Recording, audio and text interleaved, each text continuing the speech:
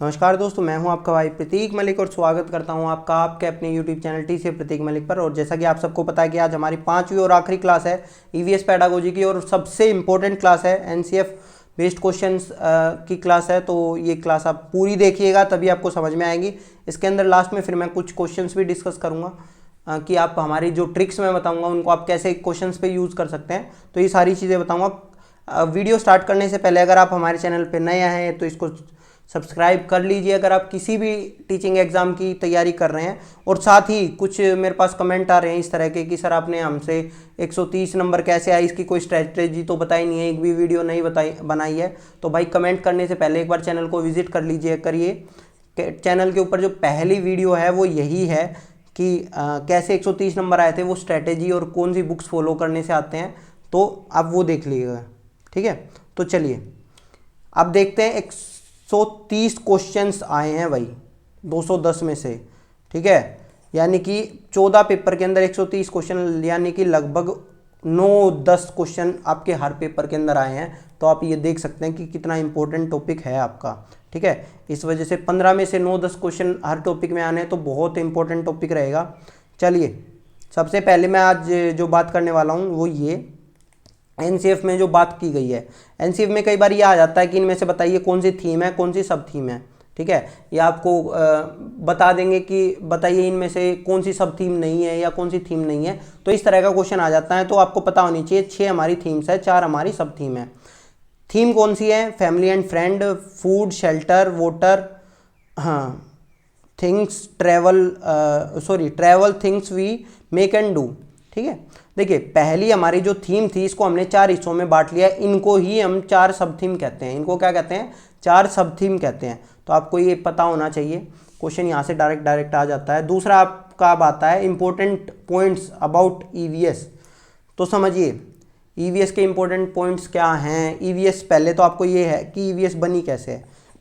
Science, social science, ठीक है, और आपका है एनवायरमेंटल अवेयरनेस। ये एनवायरमेंटल अवेयरनेस क्या होता है कि हमें आसपास के बारे में पता होना चाहिए कि क्या चीज़ कैसे हो रही है, मतलब जानकारी होनी चाहिए आसपास की। हम आसपास के एनवायरमेंट के बारे में संवेदनशील हो तो कहीं ना कहीं यही बेस है हमारे ईवीएस का। ठीक है, चलिए दूसरा फिर है कि हाँ एनसीएफ क्या कहता है? एनसीएफ कहता है कि कॉन्टेक्चुअल लर्निंग करवाओ ईवीएस की। कॉन्टेक्चुअल लर्निंग क्या होती है भाई? देखिए प्रासंगिक शिक्षण, यानी कि हमें बच्चे का जो अंदर का एनवायरनमेंट है ना, जो क्लासरूम है, क्लासरूम को बाहर के जीवन से जोड़ के पढ़ाना है। इनफैक्ट एनसीएफ तो इस तरह की बात भी करता है कि हम केवल बच्चे को क्लास में ना पढ़ाएं। ठीक है, मतलब क्लास में पढ़ाना हमारा एक तरह से मजबूरी है, वरना हमें लगभग ईवीएस को तो बाहर ही पढ़ाना चाहिए। एनसीएफ ये कहता है। ठीक है, चलिए, और क्यों? क्योंकि हमें बियॉन्ड द बुक्स जाना है। बियॉन्ड द बुक्स कैसे जाना है? जो किताबों में हमारा बस लिखा है ना, उसके अलावा भी बच्चों को पता होना चाहिए। ईवीएस यही है। ठीक है, तो चलिए आगे चलते हैं। दूसरा आपको ये पता होना चाहिए कि हमारी पहली और दूसरी के अंदर ईवीएस की किताब नहीं होती। ठीक है, अब समझो सब्जेक्ट ईवीएस होता है, सब्जेक्ट होता है लेकिन किताब नहीं होती। सब्जेक्ट कैसे होता है कि उसको मैथ्स के साथ, ड्राइंग के साथ, या फिर आपका वर्क एजुकेशन के साथ, मतलब इन चीज़ों के साथ आपका पढ़ा दिया जाता है ईवीएस को, लेकिन उसकी किताब अलग से नहीं होती। किताब आती है हमारी तीसरी, चौथी और 5वीं में, और वो होलिस्टिक मैनर में होती है। होलिस्टिक मैनर मतलब कि ये तीनों एक साथ होती है। ईवीएस होता है, ठीक है, अलग अलग नहीं होता। चलिए दूसरा आपका है कि नेगेटिव पॉइंट। नेगेटिव पॉइंट आपके क्या है? Monotonous routine. मोनोटोनस रूटीन, देखिए मोनोटोनस रूटीन अगर हम आपको आ जाए कहीं पे कि मोनोटोनस, ये आपका पॉइंट ऐसा है जो आपको ऐसा लगेगा पॉजिटिव है, लेकिन ये नेगेटिव है, समझिएगा। मोनोटोनस रूटीन को हमें ठीक करना है। ठीक है, इंप्रूव हमें या चेंज द मोनोटोनस रूटीन। तो ये भी हमारा ईवीएस का कहीं ना कहीं मेन काम ईवीएस का ये नहीं है कि हम मोनोटोनस रूटीन को चेंज करेंगे। तो ये नेगेटिव पॉइंट होता है। इसी तरह से यूटिलाइजेशन ऑफ टाइम, ये भी अगर आप बच्चों को, मतलब देखो ये जब आप बच्चों को बांध देते हो ना किसी चीज़ के अंदर, वो सारी चीज़ें गलत हैं। कि यूटिलाइजेशन ऑफ टाइम, कि आप समय का सदुपयोग करो बच्चों, ये करो वो करो, मतलब आप जो प्रवचन टाइप देते हो, ये सारे हमारे लिए नेगेटिव हैं। इसी तरह से basic scientific concept, principle, scientific term, definition, ये चीज़ें मैंने आपको कल भी बताई थी कि सारी हमारे लिए बच्चे के लिए नेगेटिव चीज़ होती हैं कि बच्चे को कोई डेफिनेशन मत करवाओ, वो अपनी खुद की कंसेप्ट बनाएगा, खुद की आपकी थ्योरीज बनाएगा। पियाजे ने कहा था ना कि हर बच्चा अपनी खुद की थ्योरीज बनाता है, तो ये वही है, ठीक है।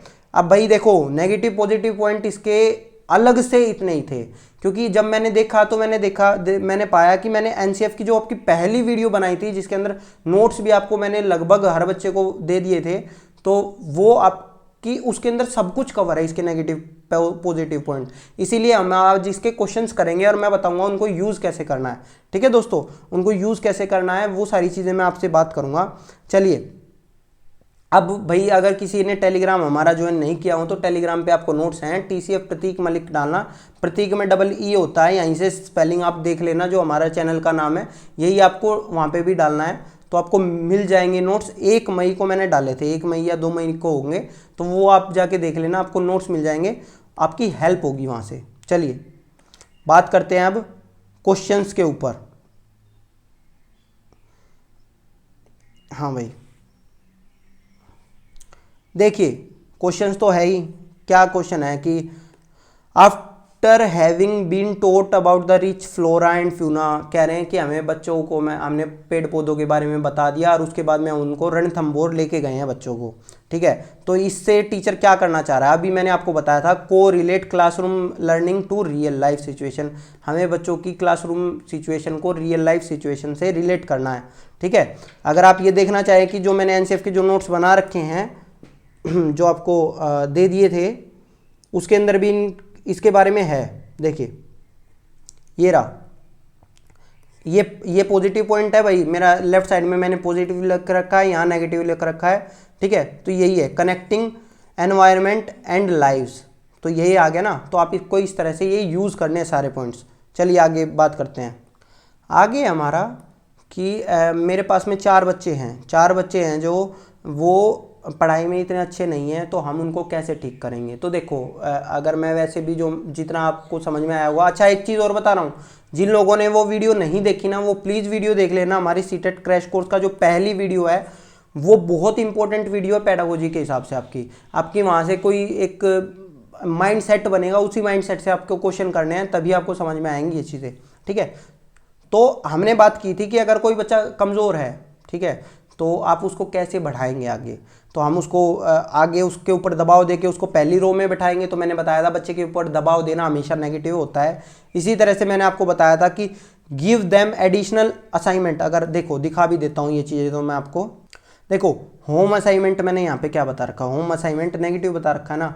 तो यही चीज़ें हैं जो मैंने नेगेटिव पॉजिटिव आपको बता रखे हैं, लगभग यहाँ से आपकी हो जाएंगी या मिलती जुलती ही आपको यहाँ से चीज़ें मिलेंगी।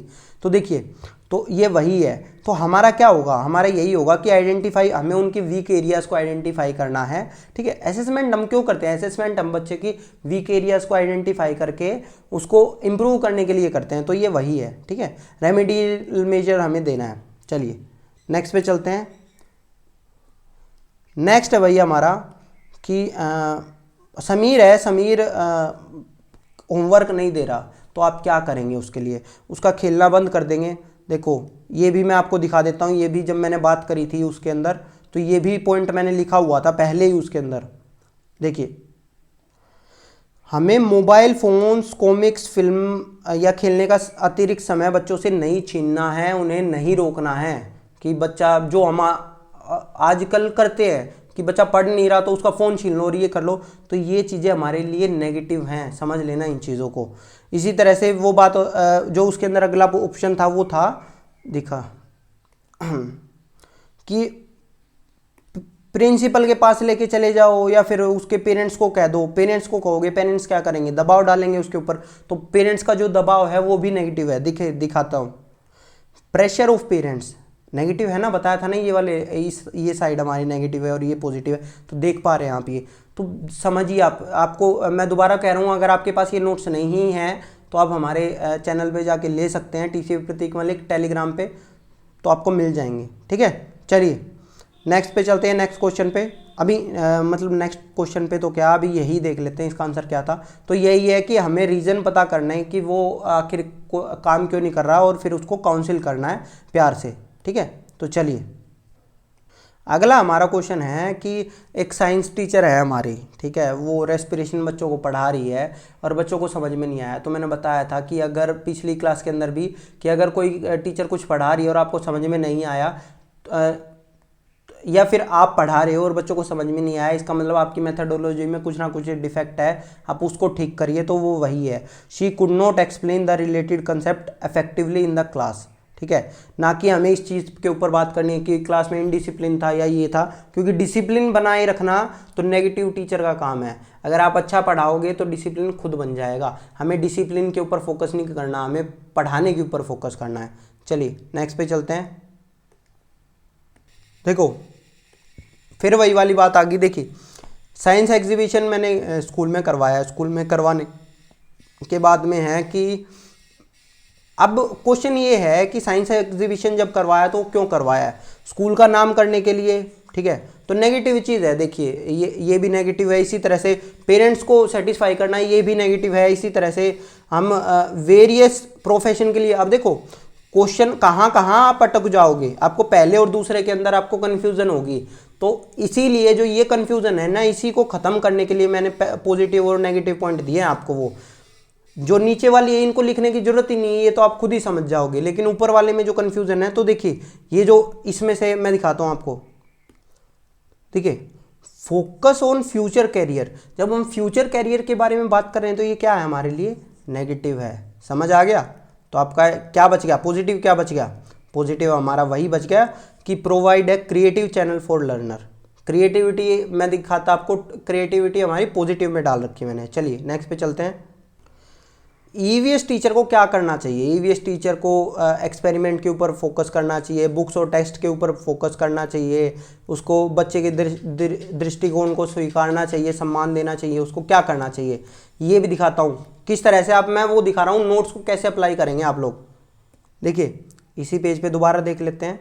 Giving time to children's voice and thought, बच्चों की आवाज़ और उनके विचारों को समय देना, उनको रिस्पेक्ट करना, यही हमारा पॉजिटिव पॉइंट होता है। और जबकि नेगेटिव पॉइंट क्या होगा? बार बार टेस्ट लेना है, पाठ्य पुस्तक है, ये नेगेटिव है। जो कि देखो उसके अंदर थी भी, अगर मैं आपको दिखाऊं तो इसके अंदर ये थी, ये चीज़ें थी, ये रहा नेगेटिव। पॉजिटिव क्या था हमारा? यही है, बच्चे को देना है, हमें सम्मान देना है, तो ये चीज़ है, ये हमारा पॉजिटिव हो गया। नेक्स्ट पे चलते हैं। देखिए ये जो क्वेश्चन है इसके बारे में मैंने आपसे लास्ट क्लास के अंदर बात करी थी, जब लोकल टू ग्लोबल वगैरह और ये चीज़ें मेथड वगैरह मैंने आपको बताए थे। तो उसके अंदर की ईवीएस का हमारा क्या है कि हमें पहले पास की चीज़ें सिखानी है बच्चे को, फिर दूर की चीज़ें बतानी है। तो ये वही है कि स्टोरी टेलिंग अगर हम बच्चों को करवा रहे हैं तो ये किस लिए है? देखो एन्जॉयबल बनाने के लिए है, ठीक है, इसमें कोई दो राय नहीं है, ये ठीक है। हम स्टोरी टेलिंग बच्चों को करवा रहे हैं तो बच्चा एंजॉय करेगा, ठीक है। उनको एनर्जीज को पॉजिटिव डायरेक्शन में लेके आना, ये भी ठीक है। लैंग्वेज कल्चरल डाइवर्सिटी, मतलब अगर आप देखेंगे तो इनमें चारों चीज़ें ठीक हैं, ठीक है। इसके अंदर कोई आपको नेगेटिव पॉइंट नहीं दिखेगा। लेकिन अब हमें देखना है कि इस क्वेश्चन के हिसाब से सबसे पॉजिटिव पॉइंट क्या है। सबसे पॉजिटिव पॉइंट क्या है कि जब हम पोएम या स्टोरी टेलिंग करवाएंगे तो उससे बच्चे की इमेजिनेशन पावर बढ़ेगी, इमेजिनेशन करेगा, उसको हमें एक्सप्लोर करना है। जब मैंने आपको बताई थी स्किल्स, जो इंपॉर्टेंट स्किल्स है, तो उसके अंदर बताया था ना, हमें मेन बात ईवीएस के अंदर स्किल डेवलप करने पे करवाना। कौन सी स्किल डेवलप करवानी है? जो मैंने आपको बताई थी, ठीक है। हमारी एक लेक्चर हुआ था, आपने अगर वो क्लास नहीं ली तो आप वो जाके देख सकते हैं। चलिए तो इसका आंसर इस वजह से चौथा, फोर्थ। नेक्स्ट पे चलते हैं। नेक्स्ट है ये वाला क्वेश्चन, तो भाई मैंने आपको नर्चर की जब डिबेट हुई थी नेचर नर्चर की, तो उसके अंदर करवाया हुआ था। चलिए ये भी दिखा देता हूँ कहाँ है। देखिए इसके अंदर मैंने आपको बताया था जब नेचर नर्चर की डिबेट थी कि नेचर में क्या चीज़ें आती हैं हमारे और नर्चर में क्या चीज़ आती है। नर्चर में हमारी आती है एनवायरनमेंट से रिलेटेड जो भी चीज़ें होती हैं वो हमारी नर्चर में आती हैं। तो देखिए इसके अंदर जो क्वेश्चन पूछा गया है, क्वेश्चन भी कहीं ना कहीं क्या है, चलो देख लेते हैं। क्वेश्चन है कि एनवायरमेंटल फैक्टर, एनवायरनमेंट में इनमें से क्या क्या आता है और क्या चीज़ नहीं आती। तो देखो इसके अंदर culture, quality of education, nutrition, ये सब कुछ मैंने दे रखा है इधर, अगर आप देख पाएंगे तो देखो सोशल वर्ल्ड आ गया, सोशल कंट्रीब्यूशन आ गया। इसी तरह से आपका नीचे दिखाऊं मैं, नरिशमेंट पोषण आ गया आपका, ठीक है। इसी तरह से एजुकेशन भी मैंने यहाँ दे रखा है, तो आप समझ सकते हैं कि ये सारी चीज़ें आपकी करवाई हुई हैं, इसीलिए मैंने आपको दोबारा से ये नोट्स में नहीं डाल के दी, क्योंकि ये तो ड्यूअलिटी ऑफ वर्क हो जाता, आप भी देख के डर जाते। चलो, तो इसका जो ऑप्शन होगा वो होएगा आपका फिजिक, ठीक है। फिजिक आपकी अपनी होती है। चलिए नेक्स्ट, अब बात करते हैं इनमें से, ये क्वेश्चन है, मैं स्किप कर करके दिखा रहा हूँ आपको लगभग हर पेपर के क्वेश्चन, ठीक है। तो देखिए, ये आपको गुड ईवीएस करिकुलम क्या है, गुड ईवीएस करिकुलम के अंदर क्या चीज़ नहीं होगी, डज नॉट मीट, ठीक है, क्या चीज़ नहीं होगी। तो मैंने आपको बताया था टर्म्स और डेफिनेशन जिसके अंदर यूज़ की गई होंगी ज़्यादा, वो हमें बच्चे को नहीं सिखाना है, वो हमारे लिए नेगेटिव है। आज ही जो मैंने आपको बताया तो ये वो था, ठीक है। चलिए नेक्स्ट पे चलते हैं। इसी तरह से एक क्वेश्चन आज ही करवाया है, वो ये था कि इनमें से बताओ ईवीएस की बुक्स के अंदर हमने पोएम और स्टोरीज क्यों डाली है। क्यों? क्योंकि हमें बच्चे को नित्य और एक रस विषय वस्तु के अंदर बदलाव करना था। अब समझो, ये लग तो पॉजिटिव रहा है, लेकिन इसको हम नेगेटिव वे में कैसे यूज़ करेंगे, समझना इस चीज़ को। देखिए, अगर आप एक रस, हम बदलते क्यों हैं चीज़ को, अगर देखा जाएगा बदलते इसलिए हैं कि उससे बच्चे को आनंद आएगा, एंजॉय करेगा बच्चा, ठीक है। तो एंजॉय और आनंद तो है हमारे पास में, लेकिन अगर आपने बदल दिया, लेकिन बदल के फिर कोई बोरिंग चीज़ करवाने लगे, तो बात ये है कि अगर आप बदल भी लेंगे ना और वो बोरिंग हुई, तो उसका बदलने का कोई फ़ायदा नहीं है, ठीक है। तो इस वजह से आपका ये चीज़ हमारा आंसर नहीं होता, ठीक है, कि हमें एक रास्ता में चेंज करना है बच्चे को, इसलिए हम वो पढ़ा रहे हैं। नहीं, ये हमारे बाकी सारे तीनों पॉजिटिव चीज़ हैं और ये हमारा नेगेटिव चीज़ है जो मैंने आज आपको बता दी थी। चलिए नेक्स्ट पे चलते हैं। क्वेश्चन है कि एनसीईआरटी बुक के अंदर हमने किस चीज़ को प्रायोरिटी दिया गया है। Explain basic concept of the subject. Basic concept मैंने बताया था, नेगेटिव वर्ड है आपका, ठीक है। Provide opportunity to the learner. अवसर जब भी हम बच्चे को दे रहे हैं ना, तो वो हमारे लिए पॉजिटिव वर्ड है। देखिए दिखाता हूँ, देखिए भाई, ये लिखवा रखा है यहाँ पे अपॉर्चुनिटी, अवसर, ठीक है। तो अपॉर्चुनिटी अवसर मैंने बता रखा है, इसीलिए मैं ये चीज़ बता रहा हूँ कि ये बहुत ही ज़्यादा इंपॉर्टेंट है। और वो क्लास अगर आपने नहीं ली तो प्लीज़ आके ले लीजिएगा, आई बटन में भी आपको मिल जाएगी और डिस्क्रिप्शन बॉक्स में भी हमारी जो क्लासेस की मैंने डाल रखी है। चैनल को विजिट करेंगे तो सीटेट जो आपका क्रैश कोर्स 2020 है, पहली क्लास वही है, तो उसको ज़रूर जाके देख लीजिएगा। चलिए, और आज की वीडियो कहीं ज़्यादा लंबी हो जाए इसलिए मैं यहीं पे ख़त्म कर रहा हूँ। मेन बात है, जो मुझे पढ़ाना था मैं पढ़ा चुका हूँ। आपको अगर अलग से क्वेश्चन प्रैक्टिस करने हैं तो आप सीटेट के जो अलग अलग आपके पेपर आए हुए हैं उसके अंदर से कर सकते हैं। कुछ लोग मेरे से बार बार पूछते हैं कि सर आप हमें कोई प्रैक्टिस सेट बता दीजिए या ये बता दीजिए।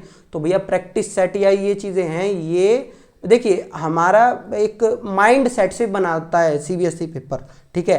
तो वो जो प्रैक्टिस सेट बनाने वाले हैं वो उस माइंड सेट से नहीं बनाते, समझिएगा। जो डीप चीज़ें हैं वो प्रैक्टिस सेट वाले नहीं बनाते, वो किसी से भी बनवा लेते हैं पैसे में लेके, ठीक है।